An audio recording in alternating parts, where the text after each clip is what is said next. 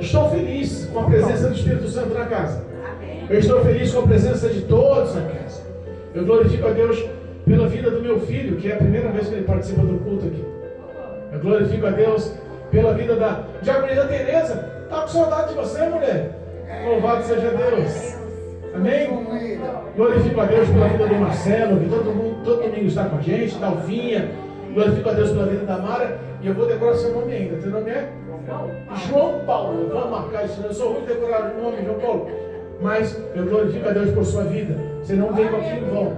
Deus, Ele é poderoso em suas palavras. A Bíblia nos ensina que a palavra de Deus é viva. Não é um conto de história. Não é uma invenção.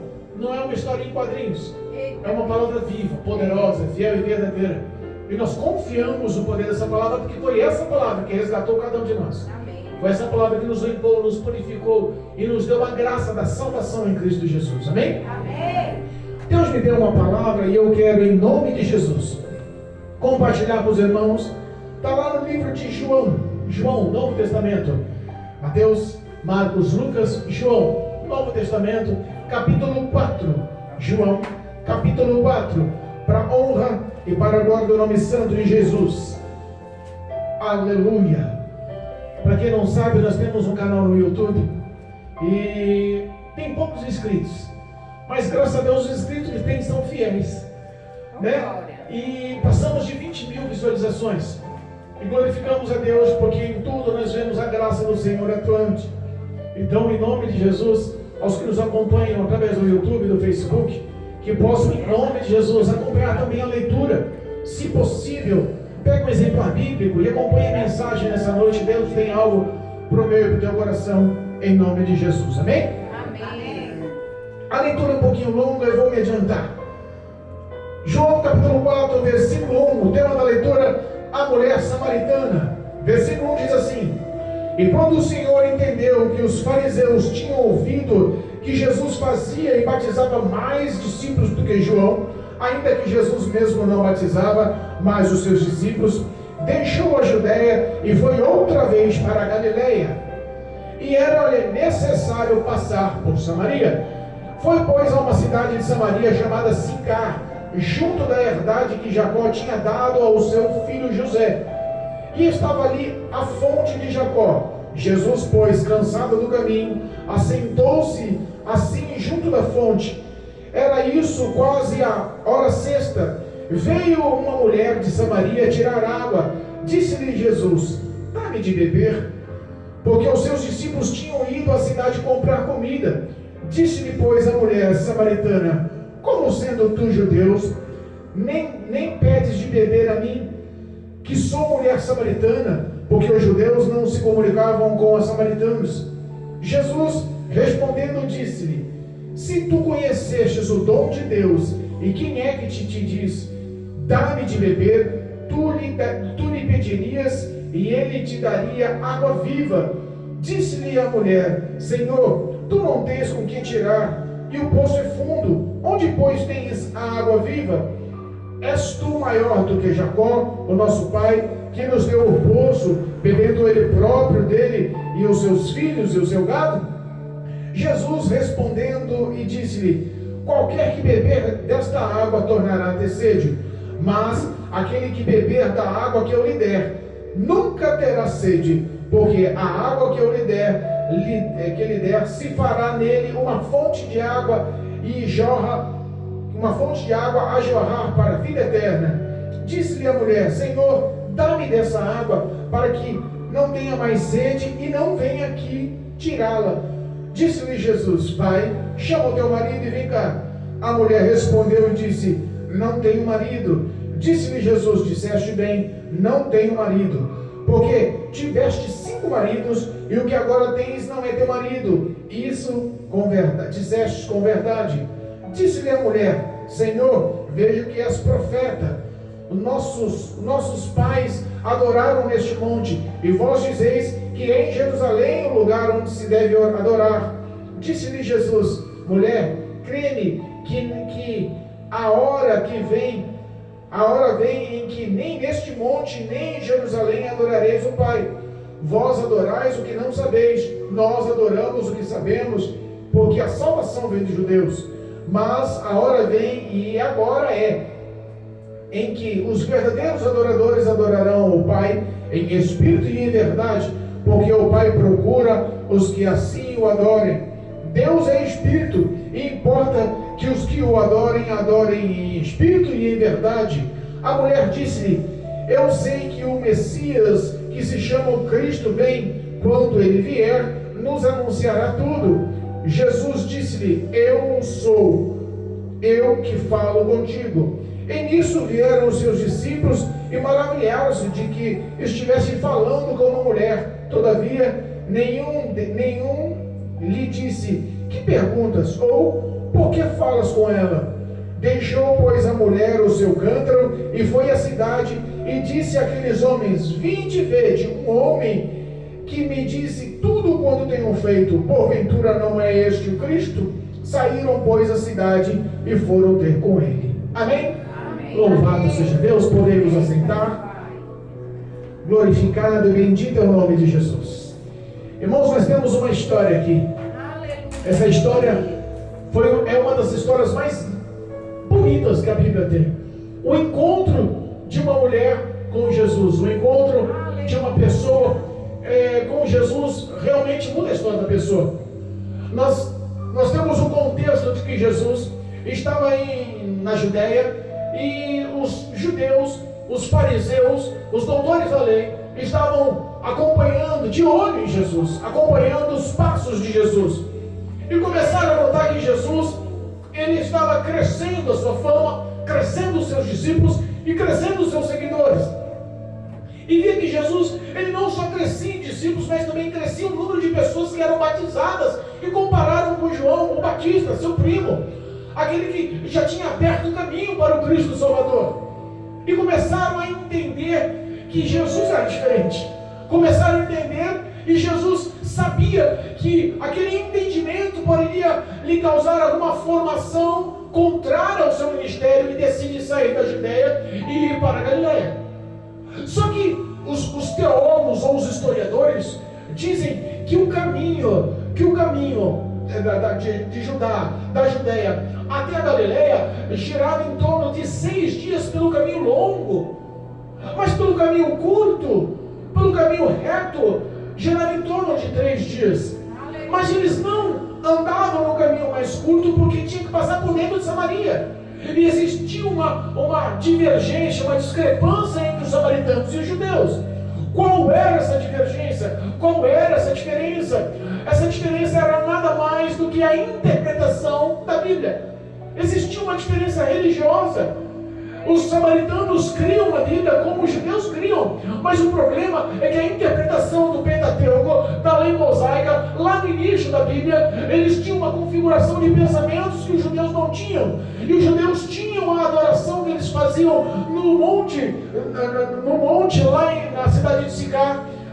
Eles tinham aquilo como profano, então gerava uma certa discussão. Você já viveu aí pessoas que temos o mesmo significado, ser cristão, temos o mesmo significado, sermos filhos de Deus, mas tem pessoas, tem cristãos que quando você convive, você conhece, você enxerga, você vê que as pessoas querem ser maior ou melhor. Já passou por essa situação? Teve uma vez que nós estávamos em culto aqui, eu e minha esposa, e a igreja vazia, uma terça-feira fria, chuvosa, um rapaz encosta na porta da igreja. E aí de repente minha esposa chama ele para sentar e participar do culto. Ele vira para mim e fala assim: é a primeira vez que eu entro numa igreja evangélica. Tentei entrar em outras igrejas, mas pela minha aparência, pelas minhas vestes, pela minha modéstia, os homens de preto que ficavam lá na frente da porta, que são os diáconos responsáveis pela entrada da igreja, não permitiam que eu entrasse, porque pela minha aparência falaram que eu ia roubar os irmãos lá dentro. Eu nunca tive a oportunidade de participar de um culto. Então nós vemos que existe uma guerra religiosa. Nós estamos falando do tempo de 2025, aconteceu nesse pequeno ministério, mas imagina como era a guerra religiosa de um tempo em que a religiosidade mandava inclusive na política, ditava as regras, mandava inclusive até na civilização, em toda a população das cidades. Os sacerdotes eram tidos como homens de leis e ao qual eles falavam e as pessoas respeitavam. Então a vida religiosa era levada muito a sério. E de repente, esse conflito e essa guerra faziam o caminho ser prolongado, 6 dias de caminhada, porque eles não queriam passar por dentro da cidade de Samaria. Meu Deus. Mas entenda, quando Jesus sai com seus discípulos e fala, vamos novamente para a Galileia, os discípulos já se imaginam, 6 dias de caminhada, vamos fazer aquela volta. De repente Jesus fala assim, não, mas necessário é passar por dentro de Samaria. É necessário, porque a Bíblia nos ensina que Deus ele é onipotente, Deus é onipresente, Deus é onisciente. Ele conhece, ele entende, ele sabe, ele pode, ele é Deus. E ele sabia que no encontro, ou na passagem de Samaria, tinha um encontro especial. Tinha um encontro naquela passagem, naquele percurso, que iria mudar a vida não só de uma pessoa, mas de toda a cidade. O que os judeus não acreditaram que Jesus era o Cristo, o Filho de Deus, o Salvador da humanidade. Jesus foi a um povo que havia divergência, eles não esperavam, mas aquele povo que não é escolhido decidiu acreditar. Às vezes o Evangelho ele é propagado para crentes, ele é pregado para crentes, ele é exposto nas igrejas para crentes, mas quantos estão na igreja? 5, 10, 15, 20, 30, 40, 50 anos do Evangelho e nunca nasceu de novo, e não conhece a verdade do Evangelho que é o amor, e não tem a prática dessa palavra, vive de aparência, vive uma situação tão hipócrita como um ator de terno e gravata com Bíblia na mão, ou com vestido longo e um coquinho na cabeça, mas a prática, as obras, o testemunho não honram o poder dessa palavra. E por isso que Jesus fala que necessário é passar por dentro da cidade de Samaria, porque lá na cidade de Samaria ele foi buscar e veio buscar e salvar as pessoas que aos olhos da sociedade não tinham crédito. Quem era Davi antes de aceitar Jesus? Quem era o pastor Assis antes de aceitar Jesus? Quem era minha esposa antes de aceitar Jesus? Quem era Mara antes de aceitar Jesus? Nós sabemos que nós temos uma vida regressa. Antes de aceitar Jesus, éramos conduzidos pela nossa mente, pelo nosso coração, pelos desejos da nossa carne. Mas a Bíblia fala que Deus, por sua grandíssima misericórdia, pelo seu grandíssimo amor, nos escolheu. Você não está aqui porque você decidiu ser crente. Você está aqui porque a Bíblia fala que Deus nos escolheu e nos nomeou. É Ele que nos tirou do charco do pecado do mundo. Você não pensa que você saiu das trevas sozinho porque encontrou o caminho. Não. As poderosas mãos de Deus te encontraram perdido em trevas. E esse encontro de Jesus, porque tinha que passar por Samaria, tinha um propósito: salvar o que estava perdido, salvar o que estava em treva, salvar aquele que estava gritando, pedindo socorro em sua alma, mas as suas palavras não mostravam. Quantas vezes nós procuramos e vemos que as pessoas que estão no mundo estão vivendo uma vida de pecado, de iniquidade, de erro, procurando satisfação e prazeres em tantas coisas, mas você enxerga no olhar que ela não é feliz. Você enxerga no assunto, nas palavras, nas obras dela, que ela não é completa. A cachaça, o dinheiro que é gasto na cerveja, na cachaça, no uísque. Às vezes a pessoa gasta uma fortuna com uma garrafa de Red Label na mesa e se gaba dizendo que é feliz e que pode, mas terminou aquela bebida, o coração continua um buraco. Acorda no outro dia com ressaca, passando mal, com dor de cabeça, falido porque gastou o que não tinha, iludido pensando que ia fazer algo a mais, não conseguiu fazer nada. O pecado é uma ilustração fantasiosa, te dá uma sensação de prazer pequena, mas a consequência é muito grande. Entenda, aquela mulher, ela vivia uma vida, e aquela vida que ela vivia na cidade de Sicar, dentro de Samaria, era conhecida por todos na cidade. Ela não tinha boa fama, ela não era bem aceita pelos moradores daquela cidade. Sabe aquelas pessoas que você olha e você fala, aí não tem jeito não. Esse daí não vai mudar não, esse daí entrou nessa vida, esquece. Nasceu assim, vai morrer assim. Eu ouvi essas palavras antes de aceitar Jesus. Eu ouvi essa verdade antes de aceitar Jesus. As pessoas olhavam para mim e falavam assim, quem? Minha própria mãe falava, quantas vezes que o meu filho esquece. Nasceu assim, minha filha, mas esquece ele, procura outro marido, esse vai morrer assim, vai morrer no erro, vai morrer no pecado, vai morrer na iniquidade, esse ninguém muda. Mas entenda, Jesus Cristo, Ele veio para desfazer as obras do diabo. Ele veio para desfazer as obras de Satanás. É por isso que o amor dele é incalculável ou incomparável. O que ele tem reservado para a minha vida e para a tua vida, o dinheiro não paga. O dinheiro não paga. Aquela mulher poderia ter tido uma vida muito mal vista aos olhos de toda a cidade de Sicar. Os que estavam na cidade conheciam as ações dela. Mas sabe quem mais conhecia as ações dela? Jesus Cristo. Aquele que te amou, aquele que te escolheu, aquele que te lavou, te redimiu, aquele que transformou sua vida, aquele que tirou a gente daquela vida de pecados e erros e decidiu nos mostrar o caminho dos céus. Os nossos feitos, as nossas obras davam-nos o merecimento da condenação. Mas mesmo sendo condenado, Ele decidiu nos amar e nos dar a esperança da entrada nos céus. A Bíblia fala que Jesus, entrando na cidade de Sicar, entrando no território de Samaria, Ele para junto a um poço. Esse poço era um poço que foi cavado por Jacó. E essas terras, essa região onde estava o poço, a Bíblia fala que Jacó tinha dado a José, seu filho. Tradução, eram as terras do povo de Israel, conhecidas há muitos anos. Aquele poço tinha fama. Por que tinha fama? Porque foi Jacó quem cavou. Por que tinha fama? Porque Jacó foi a origem do povo de Israel. Por que tinha fama? Porque era tido como local sagrado, porque Deus tinha dado a origem daquele poço para ser cavado por Jacó. Mas Jesus senta ao lado daquele poço, cansado. Da Judéia até a cidade de Sicar dava em torno de 48 horas caminhando. Dá para cansar ou não? 48 horas de caminhada. A Bíblia fala que Jesus chega com seus discípulos, senta perto daquele poço e fala para os discípulos ir para a cidade comprar o que comer. Eles estavam a 2 dias de caminhada, 2 dias caminhando, e os discípulos vão alegres, unidos para a cidade para comprar o que comer. Mas por volta da 6ª hora ou por volta do meio-dia, em nossa tradução, em nossa versão, por volta das 12 horas, chega uma mulher, e essa mulher chega com o propósito de pegar água no poço. Mas o hábito das mulheres naquele tempo não era pegar água ao meio-dia, porque meio-dia a água está quente, porque meio-dia todo mundo já pegou de manhã, água fresquinha, então aquela água não assentou ainda no fundo, está barrenta. Ninguém que pegava água de poço gosta de pegar água quente barrenta, então prefere acordar cedinho, diaconizando, cedinho.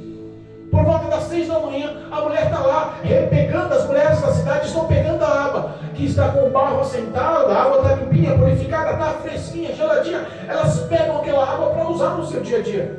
Era o hábito das mulheres pegar água cedo. Mas por que aquela mulher foi pegar meio-dia? Porque a fama daquela mulher não era aceita na cidade. Porque os atos daquela mulher não eram aceitos na cidade. Aquela mulher era tida como uma mulher que tinha vários homens. Aquela fama daquela mulher era como uma mulher que já tinha se deitado com outros homens. E a fama daquela mulher era conhecida pelos moradores, era conhecida pelas outras mulheres da cidade, e ela nunca pensou que a vida dela seria descrita, expressa pelo próprio Cristo. Quando aquela mulher chega, Jesus cansado, sentado à beira do poço, aquela mulher chega, eu imagino, samaritanos e judeus não se dão. Existia rivalidade, eles não conversavam entre si. Sabe aquela expressão de cara amarrada? Imagino eu, ela chegando com o cântaro nas costas, chegando com a recipiente para pegar a água do poço. E Jesus olha para ela. O olhar de Jesus deve ter tocado o coração daquela mulher. Ela no mínimo com a cara amarrada e ele com um olhar de amor. Mulher, dá-me de beber. Qual que é a ação? Tem um ditado que nós falamos que a água não se nega, é ou não é? Se alguém bater na porta da sua casa e pedir um copo d'água, você não tem não. Água não se nega. Qual que era a ação daquela mulher? O senhor quer beber? Só um minutinho, vou tirar a água do senhor. Não é assim? Mas não. Ela retruca. A rixa religiosa, às vezes, faz você se sentir maior ou melhor que os outros. Meu Deus. Às vezes o cargo eclesiástico dentro da igreja foi ungido ou consagrado, alguma ação maior ou melhor, vai olhar para o que está de baixo, de cima para baixo. Quem é você? Só vou conversar com cargos superiores, só vou me envolver, vou me relacionar, vou formar amizade com pessoas superiores a mim. Não é isso que mostra a sociedade? Não é isso que mostra lá dentro da sua empresa? Não é isso que mostra dentro da escola? Os alunos querem ficar com quem estuda melhor, porque eles querem passar de ano. Mas se o cara for da pá virada, ele vai ficar no fundo da sala de aula, porque quer se envolver com a tropinha, com a bagunça. Não é assim? Com quem você se envolve, mostra quem você é. Aquela mulher não tinha socialidade naquelas cidades. Lá na cidade de Sicar, ela era uma mulher desprezada, menosprezada, humilhada. Mas de repente ela encontra com Jesus.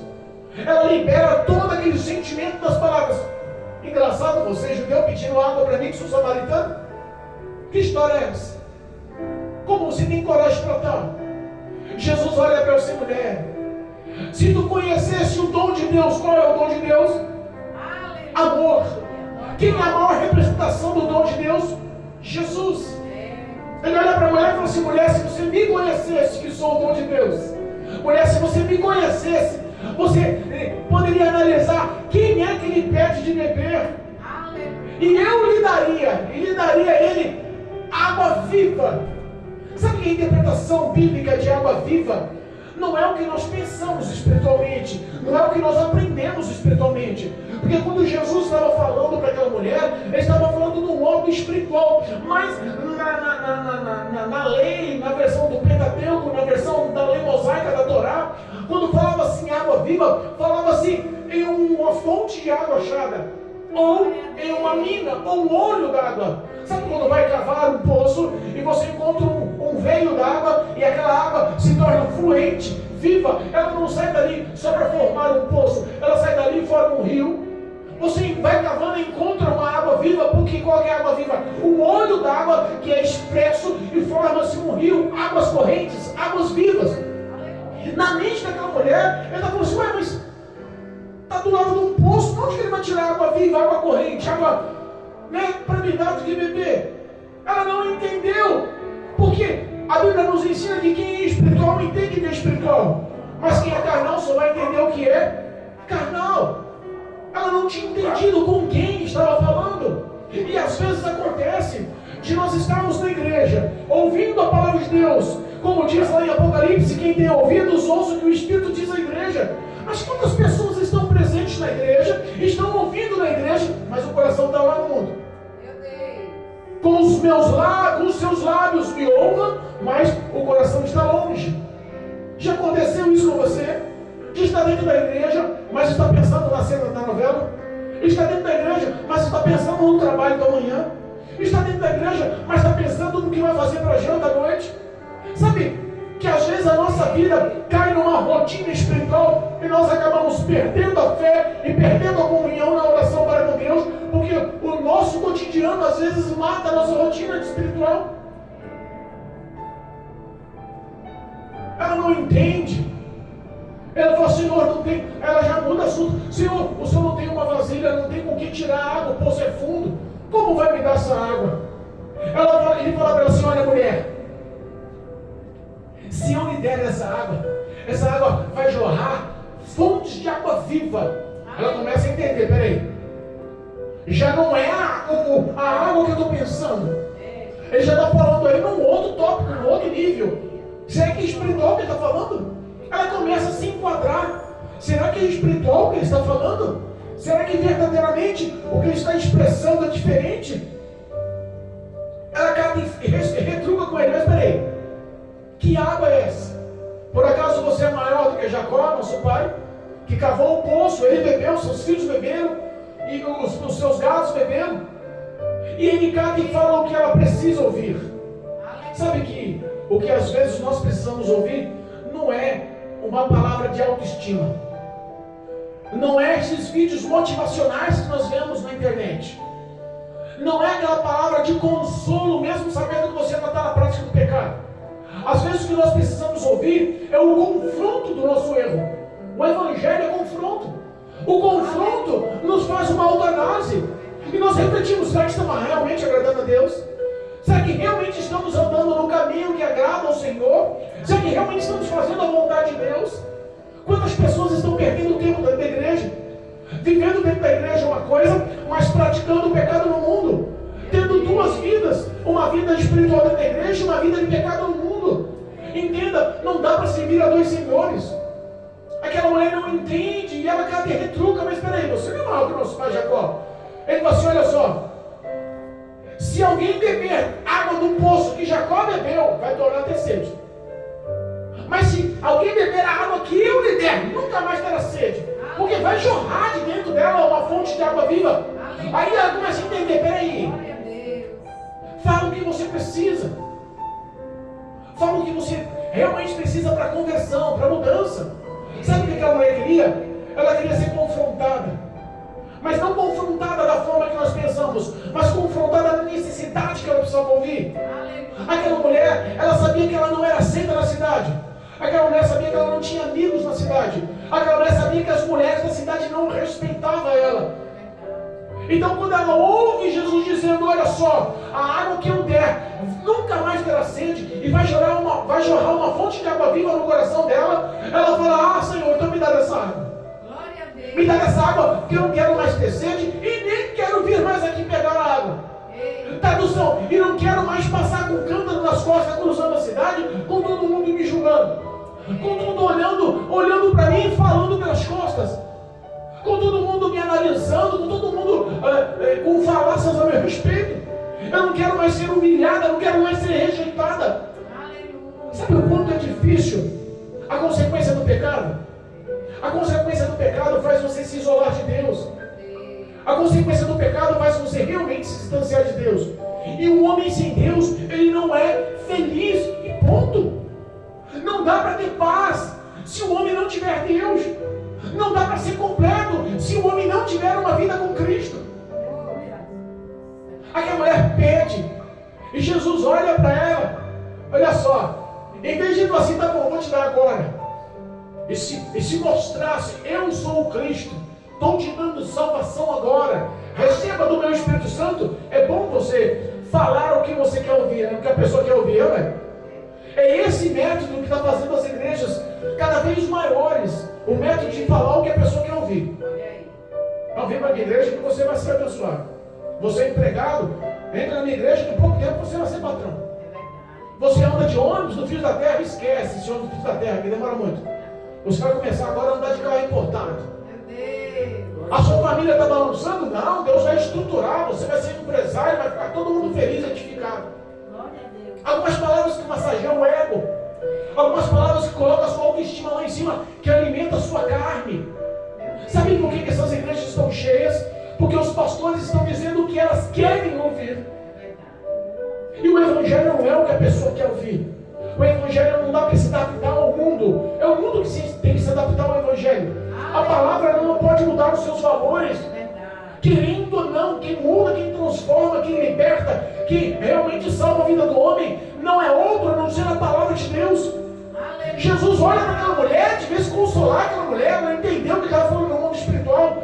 Ela entendeu que ele era diferente. Tanto que ela pergunta depois, fala assim, vejo que tu és um profeta. Ele poderia ter acariciado o ego daquela mulher, massageado os sentimentos daquela mulher, mas ele olha para aquela mulher mais uma vez e confronta. Traz cá teu marido. É ruim quando toca na ferida, né? É ruim quando realmente a pessoa vai lá e põe o dedo justamente no que está doendo. Todo mundo já calumnia, todo mundo já fala mal, todo mundo te aponta. Aí você olha e fala assim, Jesus me ama, ele não vai fazer isso comigo. Jesus vai pôr o dedo na ferida. Traz seu marido aqui. Chama seu marido e vem cá. Ela olha e fala assim, não tenho nenhum marido. Ela poderia pensar, esse homem não me conhece. Poderia mentir, poderia ser falsa, podia ou não podia? Mas ela foi verdadeira. E quando o homem é verdadeiro, a mulher é verdadeira, há um agrado da parte de Deus. Lembra Davi quando pegou com Betseba? Tentou enrolar. A criança nasceu, passou 9 meses da gestação, a criança estava crescendo, a criança estava linda, saudável, rodando para um lado para o outro, e ele não tinha declarado pecado para com Deus. Tentou camuflar, até passou na cabeça dele, quem sabe Deus me aceitou e esqueceu. De repente Deus manda o profeta Natan e lança uma historinha e desmascara Davi. Davi podia falar qualquer outra coisa. Rapaz, você sabe com quem está falando? Eu sou o homem segundo o coração de Deus, eu sou rei de Israel. Se você abrir a boca mais uma vez e falar contra mim, a lei mosaica dá o direito de eu te matar. Ele poderia poderia ter imposto os seus direitos de rei e ter mandado matar o profeta Natan. Mas sabe o que ele faz? Foi verdadeiro e sincero. Sabe o que ele faz? Ele abre o coração e se torna um homem simples, limpo, visto aos olhos de Deus. E fala: eu pequei mesmo. O pecado é único e exclusivamente meu. Por ele reconhecer o pecado, Deus lhe concede a misericórdia e o perdão. Quando aquela mulher é sincera e fala assim: eu não tenho marido, Jesus fala assim: disseste bem, já teve 5 maridos. Na época da minha mãe, há 50 anos atrás, uma mulher que tinha 2, 3 maridos era defamada. Na época dos meus avós, uma mulher que era mãe solo, mãe solteira, nossa, não tinha honra nenhuma. Imagina na época de Jesus, há 2000 anos atrás. Imagina como era a fama daquela mulher. Jesus olha para ela assim: tá vendo? Já teve 5 maridos. E agora o marido que você está não é teu, tradução, você é amante. Ele é casado e você está vivendo como a segunda. Ele descreve o caráter da mulher. Ele afronta. Tem palavras que é dura você ouvir, né? Tem palavras que machucam quando afronta, quando toca no teu pecado, quando toca na tua iniquidade. Se as pessoas entendessem que essas palavras que lhe afrontam, essas palavras que lhe machucam, essas palavras que cavam essa ferida e faz sangrar, está sendo sangrada para que receba a cura da parte de Deus, porque quem está mexendo sabe o que faz. Sabe o que faz. Ele olha para ele e fala assim: você acha bem, já teve 5 maridos, o que você tem agora não é teu. Ela sabe, ela entende, ele está revelando a minha vida.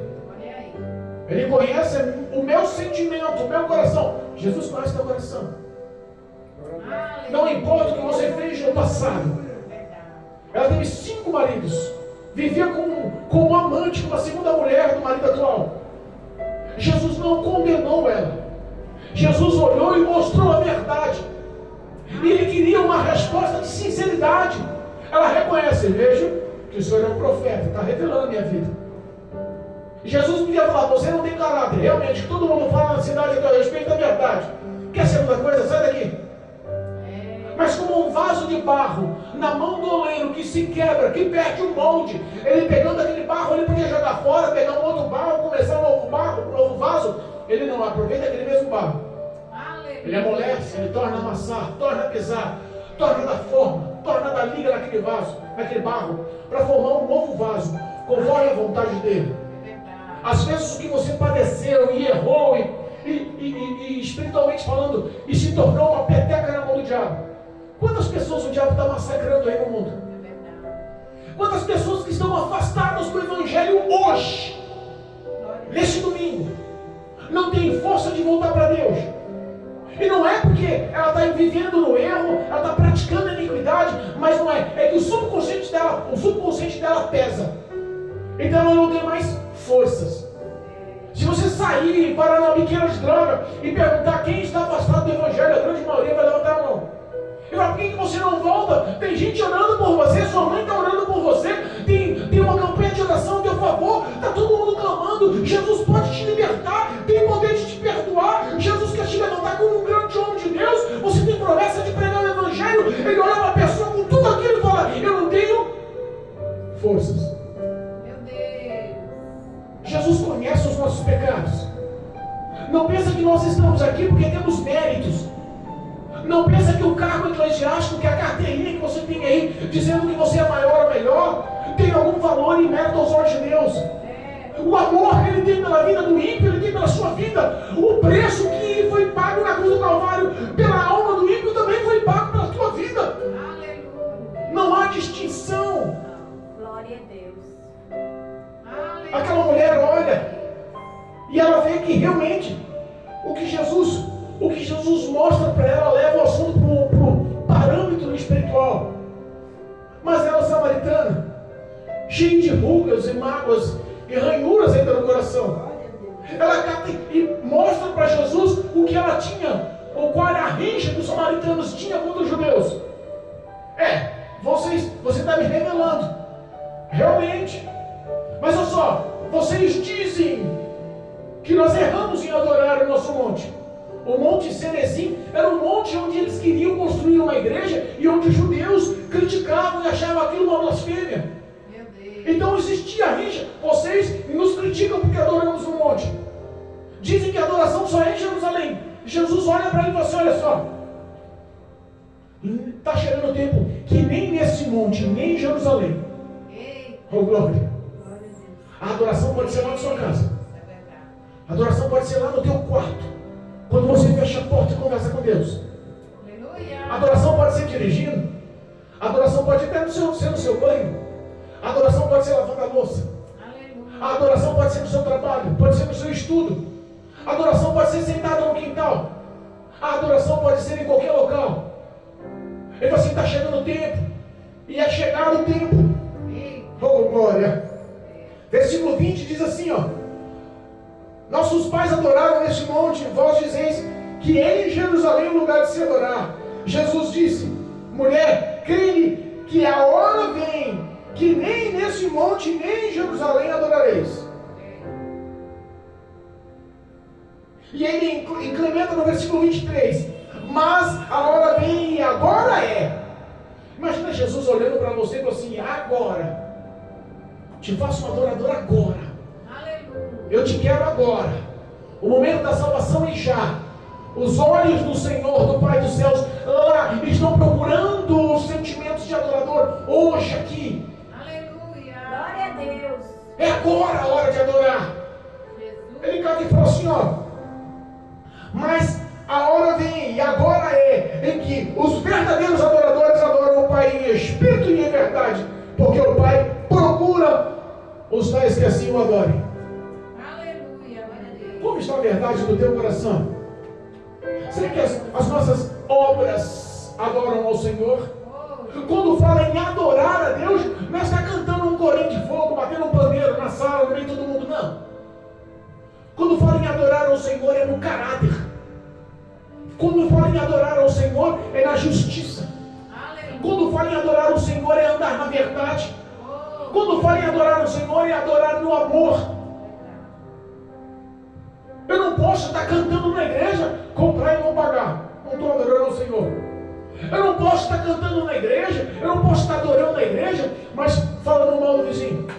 Eu não posso estar adorando na igreja e vivendo uma vida de imoralidade sexual dentro do quarto, olhando no computador. Eu não posso estar adorando na igreja, mas viver a mentirinha do dia a dia. Eu não posso ser um verdadeiro adorador se as minhas obras não condizem com o que a Bíblia me ensina. Jesus nos mostra que ser um adorador é tudo que o Pai nos céus procura na face da terra.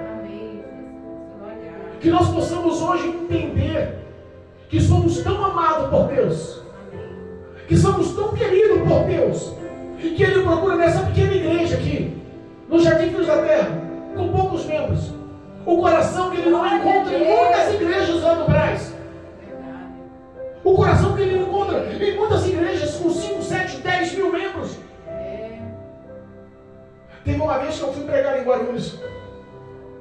Diagonizo, uma igreja grande. Fui chamado para pregar, uma igreja luxuosa. Eu cheguei no meu carro e tinha uma vaga só para o pregador. Pastor presidente, pastor assistente, e assim, o estacionamento, sabe? E eu olhei e falei: mas que luxo. Aí quando eu tiro o carro, tinha uma lambrista. Eu falei: Jesus, é igreja? Isso daqui é uma empresa. Que luxo. Eu saí, veio o diácono me recebeu: ô pastor, sou preleitor, olha, vou te conduzir até o púlpito. Eu falei: que rapaz, que bacana. Quando eu entro na igreja, pensa numa igreja gigante, pensa numa igreja grande, o ar-condicionado trincando, fresquinho, a igreja, aqueles painelzão, 3 painéis enormes no altar, aquelas pedras de mármore, aqueles equipamentos de som maravilhoso, o altar com os obreiros, com os pastores. Eu falei: Jesus. Eu olhei para naquela igreja, aqueles bancos de couro vermelho assim, lotada. Eu fiz questão de contar quando estava no altar, tinha 4 cadeiras vagas. Eu acho que tinha para mais de 1000 pessoas sentadas. E nossa igreja está cheia, igreja luxuosa. Quando os grupos de louvor começou a cantar, eu falei: Jesus, The Voice Brasil, perfeito. Pessoas afiladíssimas. O grupo de louvor cantando, não é que nem a minha mulher cantando, não. Mas pensa numa coisa afinada, Mateus. Pensa numa coisa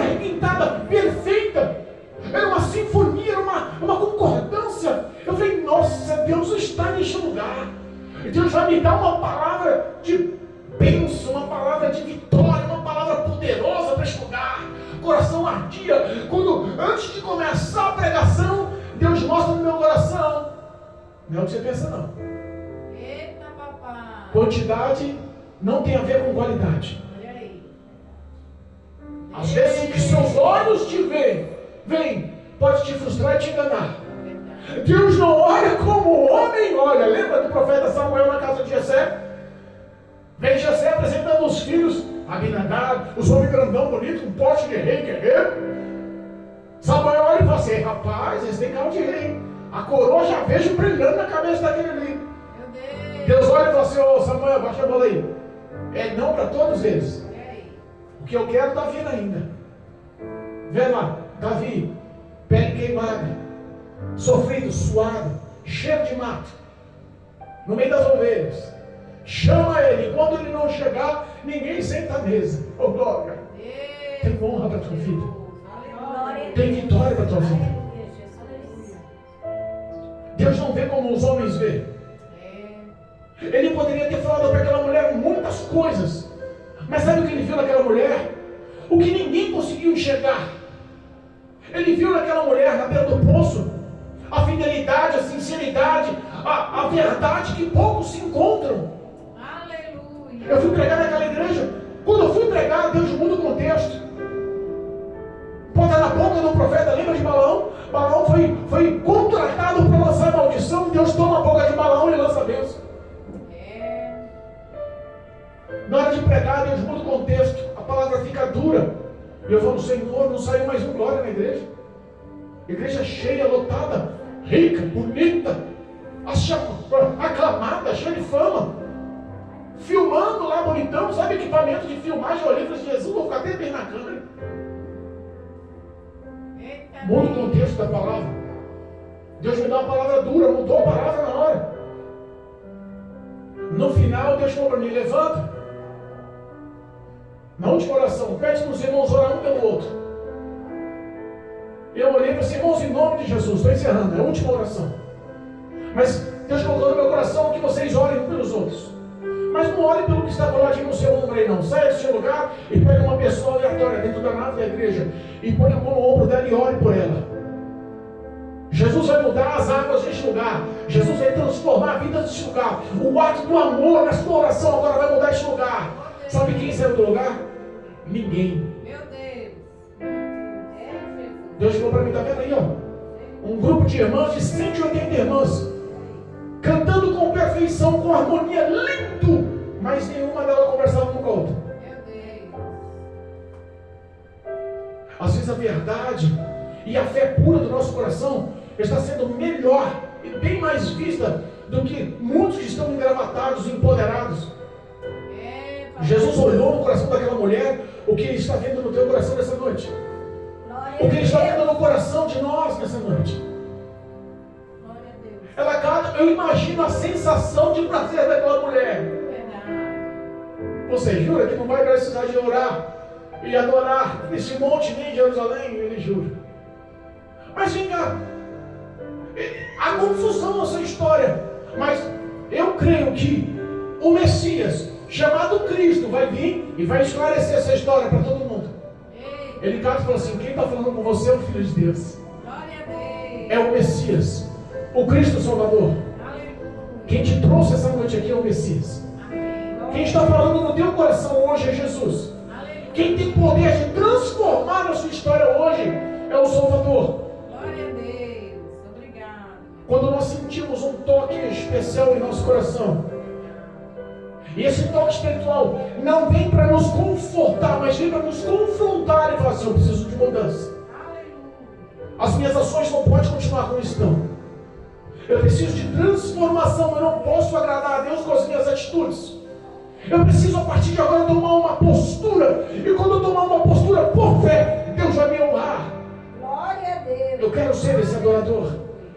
Eu quero ser esse verdadeiro adorador. Eu quero ser o que Deus lá nos céus está olhando em quase 8 bilhões de seres humanos na face da terra. Eu quero que Ele me veja como adorador. Eu quero que o meu testemunho honre Jesus onde eu pôr a planta dos meus pés. Aquela mulher disse que saiu dali alegre.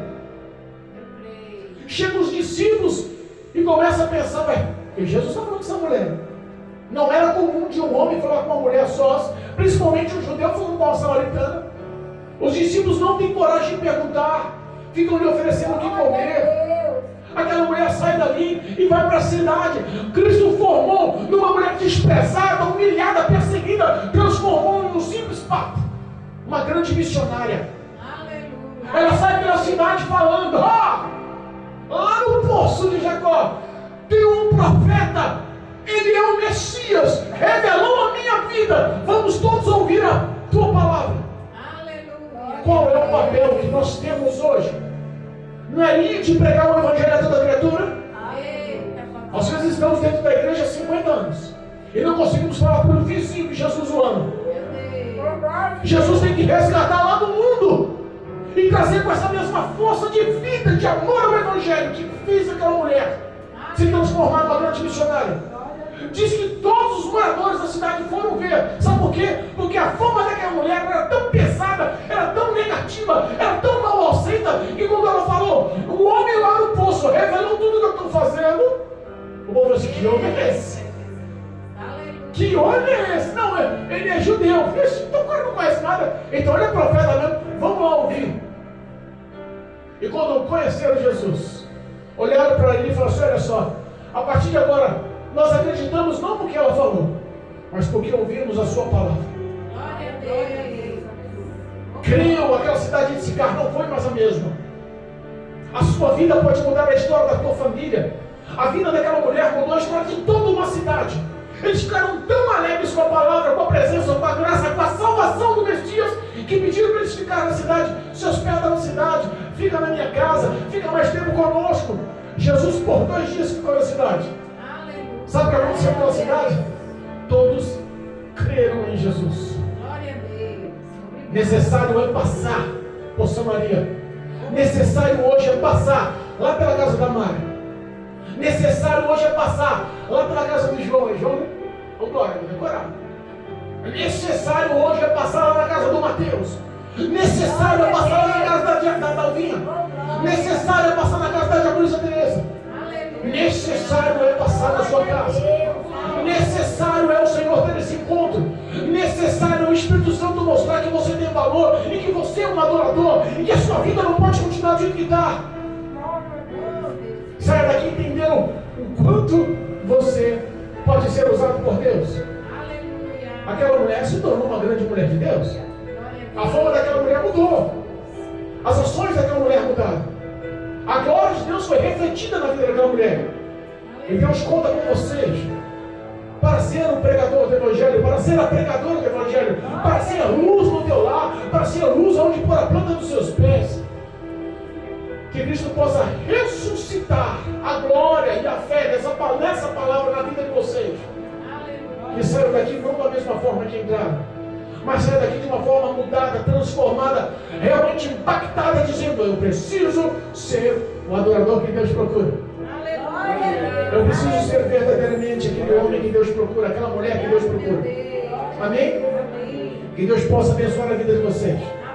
Que o nome de Jesus possa ser glorificado. Que essa palavra gere uma semente de vida no coração de cada um de vocês. Quem tem poder de transformar a vida do homem, convencer a vida do homem, é o Espírito Santo. Aleluia. É Ele que pode convencer o homem do pecado, da justiça e do juízo. Verdade.